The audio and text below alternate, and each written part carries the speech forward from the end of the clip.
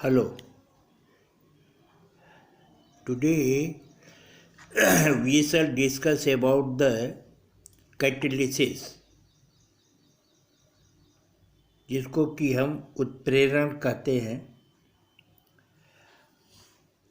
रासायनिक अभिक्रिया के अंदर कैटलिस्ट का ये बहुत बड़ा रोल होता है क्योंकि कैटलिस्ट के मिलाने से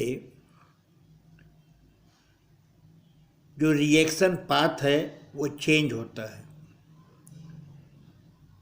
जिससे कि एनर्जी जितनी की रासायनिक क्रिया में आवश्यक होती है उससे कम एनर्जी की आवश्यकता पड़ती है अगर कैटलिस्ट मिला दे, तो इससे रासायनिक क्रिया की गति बढ़ जाती है। तो कहता है कि catalysis is a phenomena in which the presence of foreign substance which can accelerate the rate of chemical reaction without being used up in the reaction। यह एक इम्पॉर्टेंट चीज़ है कि कैटलिस्ट अभिक्रिया में प्रयुक्त नहीं होता है। अभिक्रिया को तेज करके ये इसके भौतिक अवस्था या रासायनिक अवस्था में कोई परिवर्तन नहीं होता है। तो ये केवल रासायनिक अभिक्रिया को एक्सेलरेट करता है। तो कहता है कि उत्प्रेरक वह पदार्थ है जो रासायनिक अभिक्रिया की गति को बिना अभिक्रिया में भाग लिए परिवर्तित करती है। ये जो कैटलिस्ट है इसके हम कई उदाहरण आपको दे रहे हैं, जैसे कि MnO2 की उपस्थिति में पोटेशियम क्लोरेट पोटेशियम क्लोराइड और ऑक्सीजन में बदलता है। तो ऑक्सीजन के उत्पादन में ये एक महत्वपूर्ण रासायनिक अभिक्रिया है कि पोटेशियम क्लोरेट से हम ऑक्सीजन को प्राप्त कर सकते हैं। वैसे भी अगर सामान्य रूप से हम पोटेशियम क्लोरेट को 250 डिग्री सेंटीग्रेड पर गर्म करें तो यह अभिक्रिया होगी, ऑक्सीजन निकलेगा। लेकिन जो रासायनिक अभिक्रिया की गति है ये अभिक्रिया की गति धीमी होती है।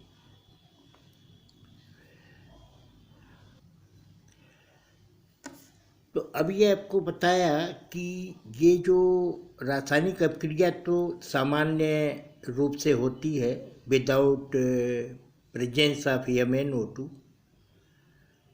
लेकिन इसकी जो गति है रेट ऑफ रिएक्शन बहुत स्लो है, हमको कम ऑक्सीजन प्राप्त होती है।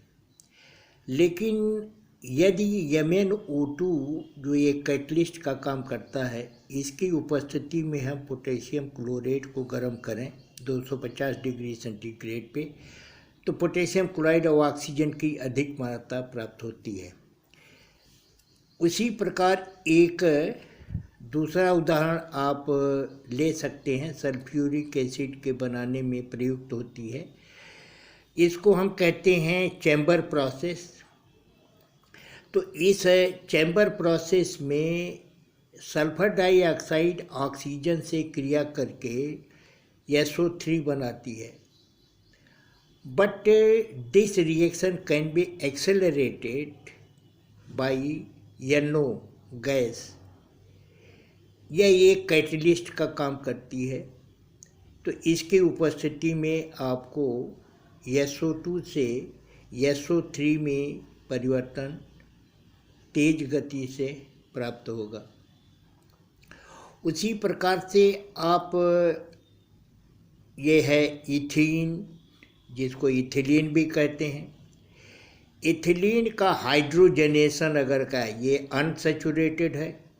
हाइड्रोजन गैस अगर इसमें प्रवाहित करें तो ईथेन नहीं बनता है।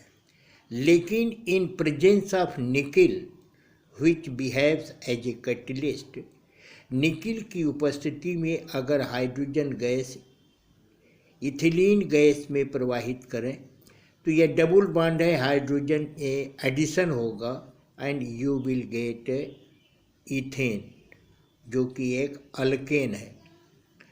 तो इस प्रकार से आपने ये देखा कि sulphur dioxide can be change into sulphur trioxide in presence of nitric oxide NO।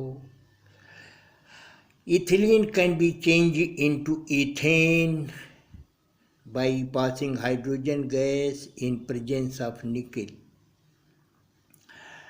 उसी प्रकार से और भी हम उत्प्रेरक की बात करेंगे, जैसे कि ये आपका स्टार्च है, आप यहाँ लिख सकते हो कि ये स्टार्च है,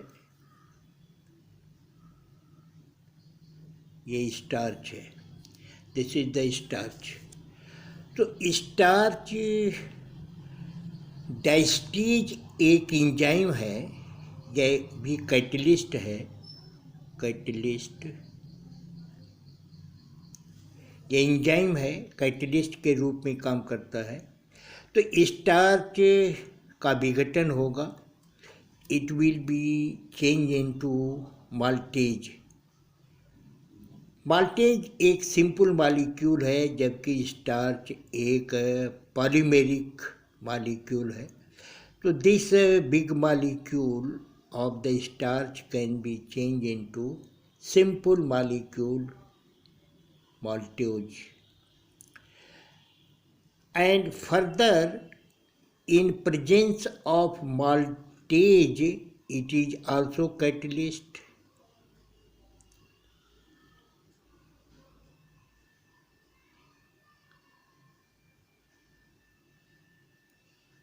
यह भी एक कैटलिस्ट है, एंजाइम है।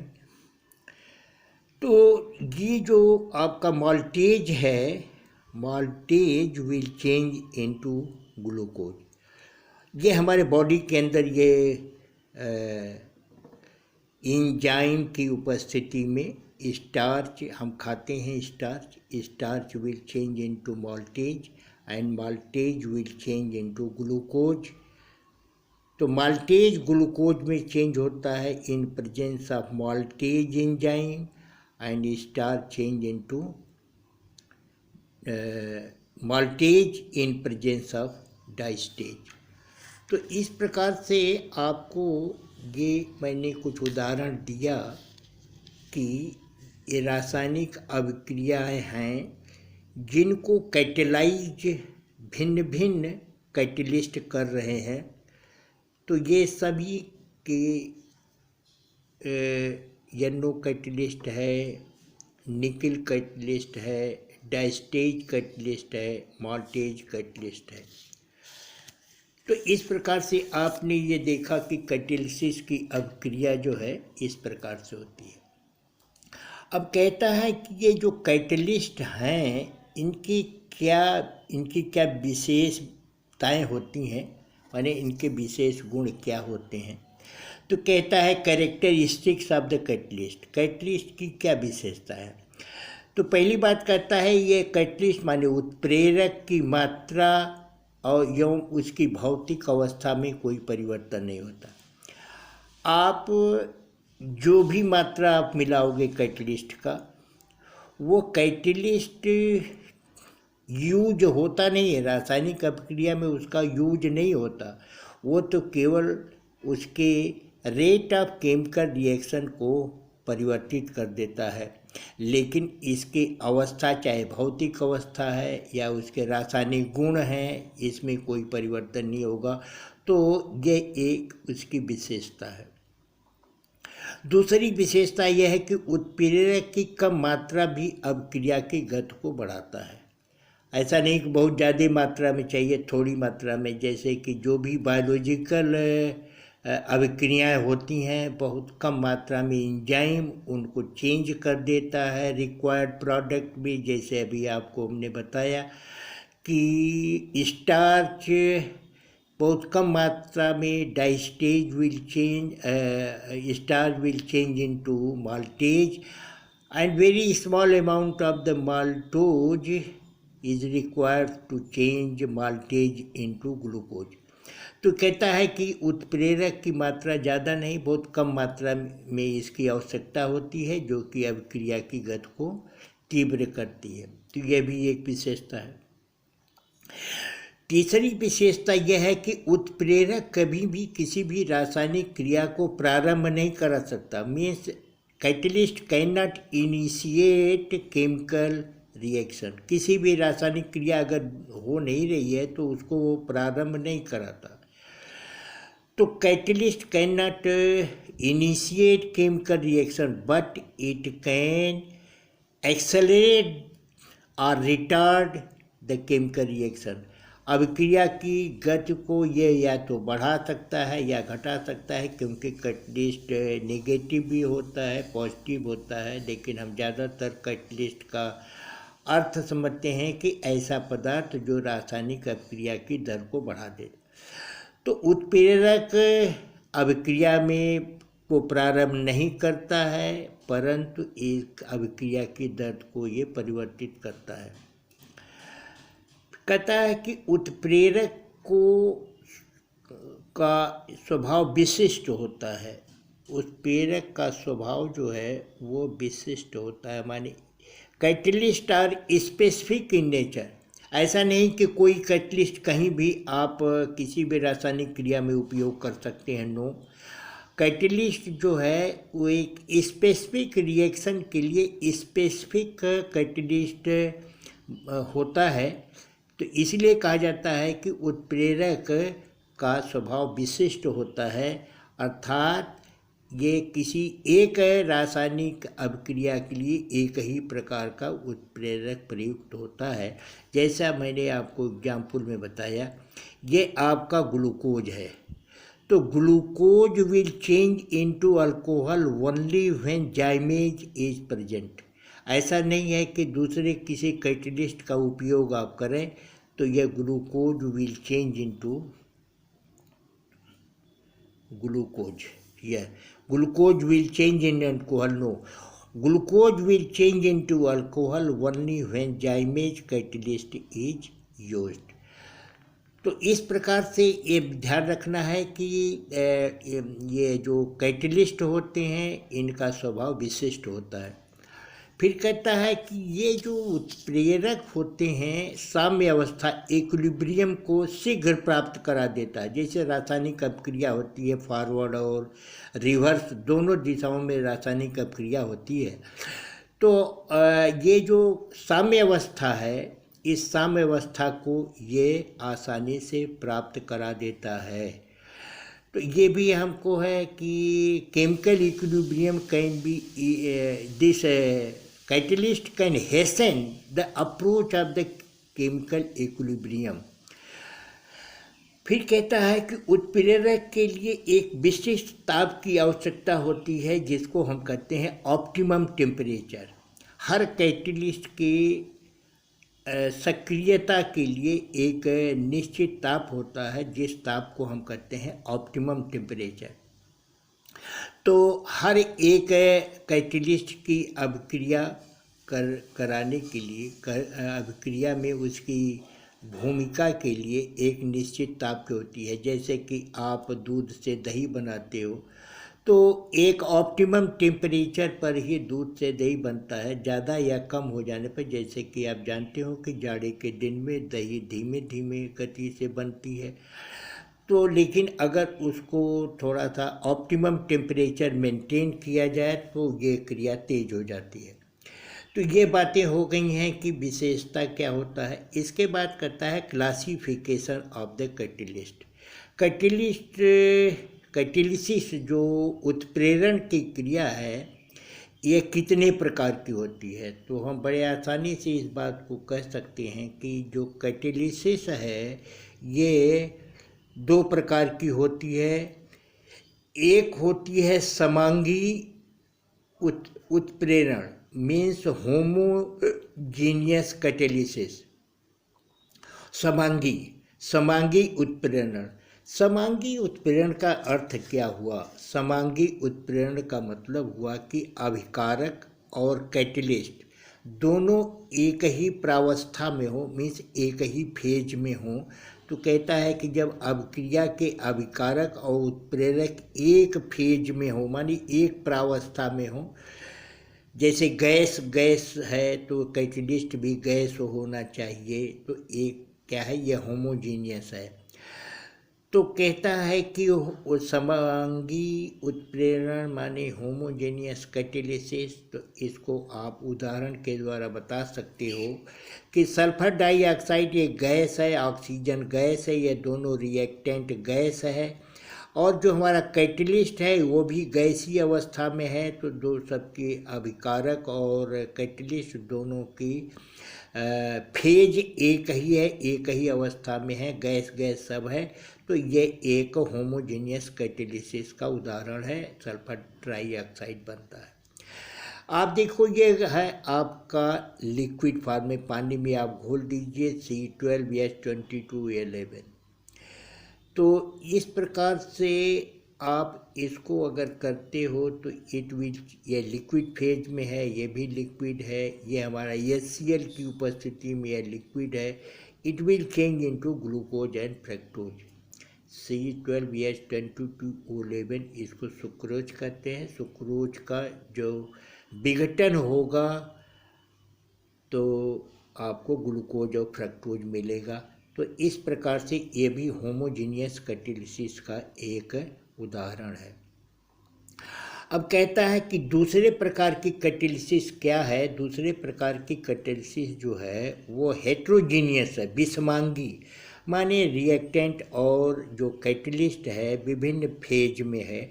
तो इस प्रकार के जो कैटेलिसिस होती है इसको हम कहते हैं विषमांगी, मीन्स हेट्रोजीनियस कैटेलिसिस। विषमांगी उत्प्रेरण,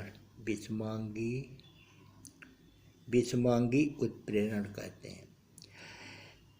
तो इस प्रकार के उत्प्रेरण में अभिकारक और उत्प्रेरक भिन्न प्रावस्था में होते हैं। भिन्न प्रावस्था का माने भिन्न फेज में होते हैं।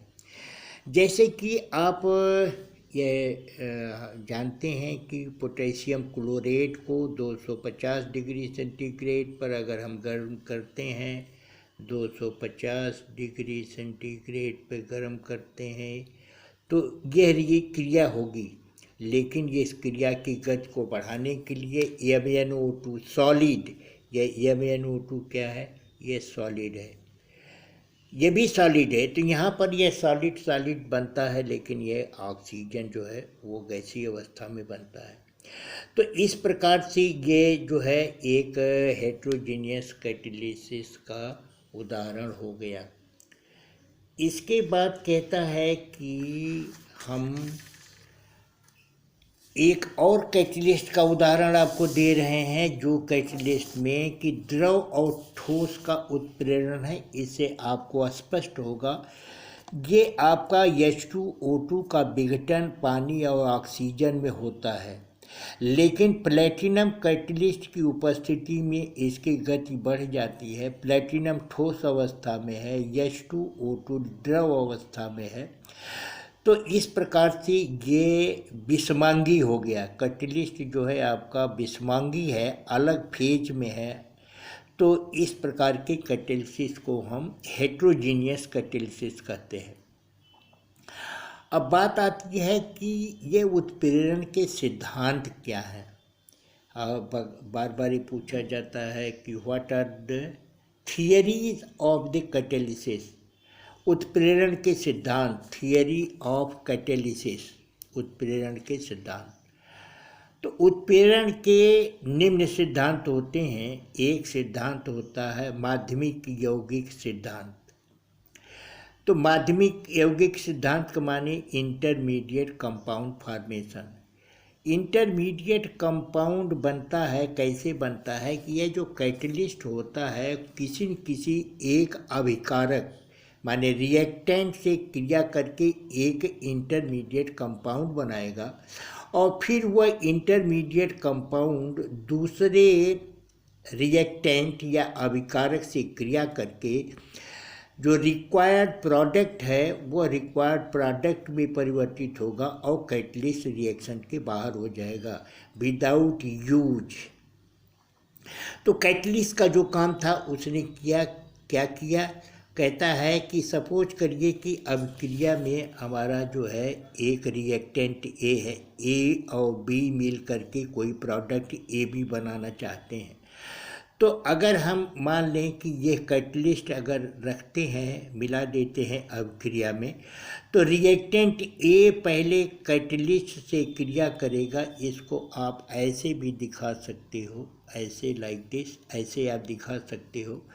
तो ये कैटलिस्ट है, ए से अभिक्रिया करके एक इंटरमीडिएट कंपाउंड बनाएगा AX, जिसको कहते हैं माध्यमिक यौगिक इंटरमीडिएट कंपाउंड। तो first of all one of the reactant combined with the catalyst and form the intermediate compound. Now this intermediate compound react with another reactant, दूसरे, ये जो माध्यमिक यौगिक बना यह दूसरे रिएक्टेंट से क्रिया करेगा। जैसे AX बन गया माध्यमिक यौगिक, B इसके साथ क्रिया करेगा तो AB प्लस X जो कैटलिस्ट है आपका बाहर हो गया, ये कैटलिस्ट हो गया, ये कैटलिस्ट है।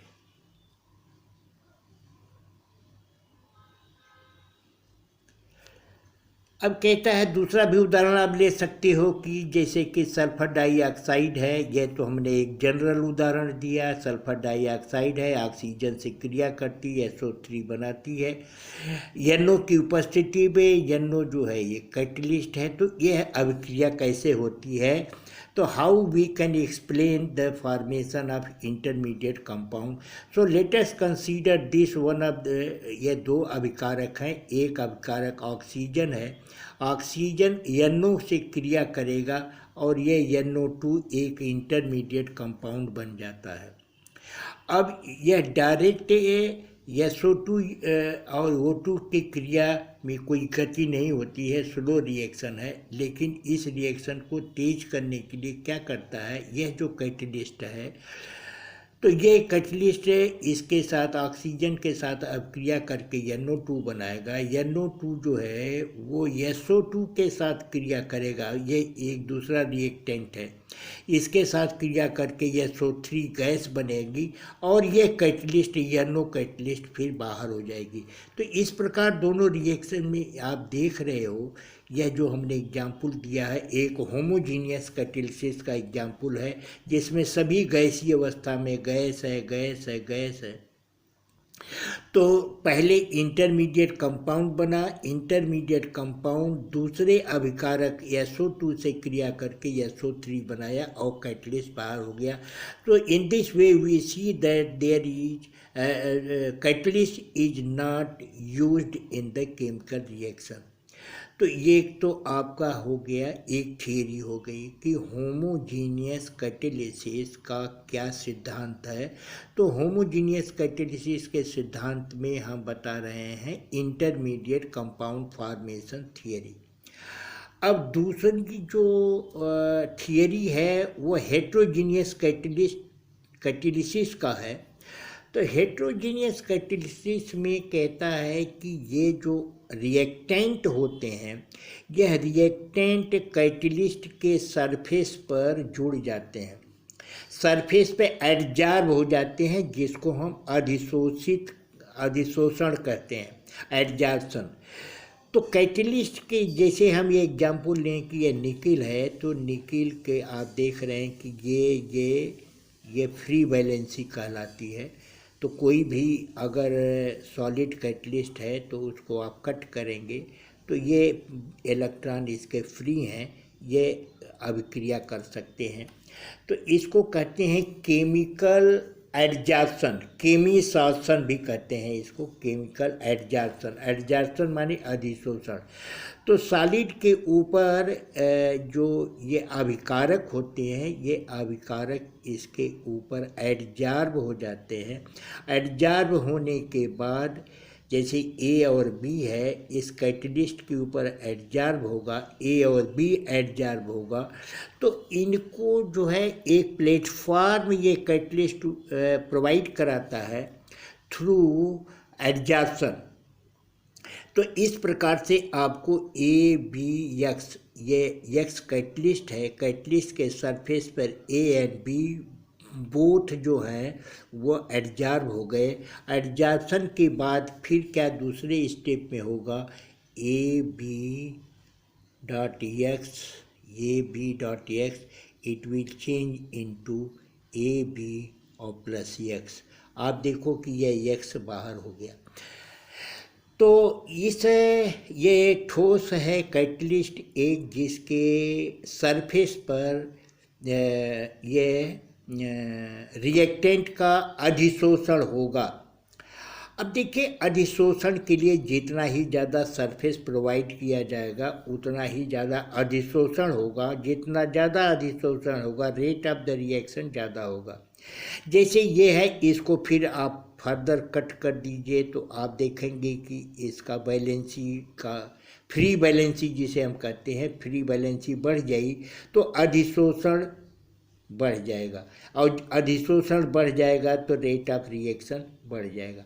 और भी इसको कट कर दिया जाए, कहने का मतलब कि अगर किसी ब्लॉक को, कैटलिस्ट के ब्लॉक को आप पाउडर करते जाएंगे तो जितना ही पाउडर करोगे सरफेस एरिया बढ़ती जाएगी। सरफेस एरिया बढ़ जाने से इसका अधिशोषण बढ़ जाएगा, एडजॉर्प्शन बढ़ जाएगा। एडजॉर्प्शन बढ़ जाएगा तो रेट ऑफ रिएक्शन बढ़ जाएगा। इसके साथ साथ कभी कभी हम ये देखते हैं कि जैसे कि हाइड्रोक्लोरिक एसिड में जिंक का एक ब्लॉक टुकड़ा मिला दिया जाए तो हाइड्रोजन गैस के निकलने की दर बड़ी कम होती है। लेकिन अगर इसके ऊपर कोई हम स्क्रैच लगा देते हैं, स्क्रैच लगा देने का मतलब होता है कि हम एक्टिव सेंटर क्रिएट कर देते हैं। अगर कोई एक्टिव सेंटर क्रिएट करते हैं तो यहाँ पर रासायनिक अभिक्रिया तेज हो जाती है। एक्टिव सेंटर क्रिएट करने का मतलब ये है कि हम फ्री वैलेंसी की संख्या बढ़ाते जाते हैं तो अधिशोषण की मात्रा क्या होगी, ये बढ़ती जाएगी। तो इस प्रकार से आप जो है, ये कई बार पूछा गया है कि explain theory of heterogeneous catalysis और explain adsorption theory of heterogeneous catalysis. So in this way very easily you can explain the different theories of the catalysis, that is the homogeneous catalysis में आप देखते हो कि intermediate compound formation होता है, और heterogeneous catalysis में surface पर, कैटालिस्ट के सरफेस पर अभिकारकों का अधिशोषण होता है। अधिशोषण से रिएक्टेंट और नज़दीक आ जाते हैं। लेकिन फाइनली हम आपको ये चीज़ बतावें कि ये जो कैटालिस्ट होता है एक कम ऊर्जा का रास्ता प्रोवाइड करता है रासायनिक अभिक्रिया के लिए। जैसे अगर हम ये बात बता दें कि अगर ये हम एक डायग्राम के द्वारा बता रहे हैं, ये है कि जब कैटालिस्ट नहीं है, नो कैटालिस्ट, ये आपका रिएक्शन पाथ है, ये एनर्जी है, इधर कोई एनर्जी है, ये रिएक्शन पाथ है, रिएक्शन पाथ। लेकिन कैटालिस्ट मिला देंगे तो आप देखेंगे कि यह रिएक्शन पाथ जो है यहाँ पर कम हो, ऐसे हो गया, यह रिएक्शन पाथ इसका ऐसे हो गया, ऐसे। तो ये एक्टिवेशन एनर्जी पहले ये थी, दिस इज द, ये रिएक्टेंट है, सपोज करिए ए और बी रिएक्टेंट है, तो ए बी क्रिया करता है तो this much energy is required to cross the energy barrier. यहाँ पर एक इंटरमीडिएट कंपाउंड है जिसको एक्टिवेटेड कॉम्प्लेक्स कहते हैं।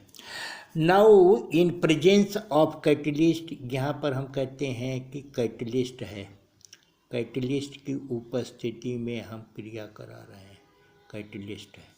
तो कैटालिस्ट की उपस्थिति में आप देख रहे हैं कि ये जो रिएक्शन की मिनिमम एनर्जी रिक्वायर्ड है जिसे एक्टिवेशन एनर्जी कहते हैं, तो एक्टिवेशन एनर्जी कम हो गई तो ये रिएक्शन की दर जो है वो बढ़ गई। तो इस प्रकार से कैटलिस्ट एक बहुत सिंपल सा कार्य करता है कि रिएक्शन के पाथ को कम ऊर्जा वाले रास्ते को यह प्रोवाइड करता है, and therefore rate of the reaction is increase. So this is I think आप कैटेलिसिस और कैटलिस्ट के बारे में समझ गए होंगे। This is all, thank you very much, thank you.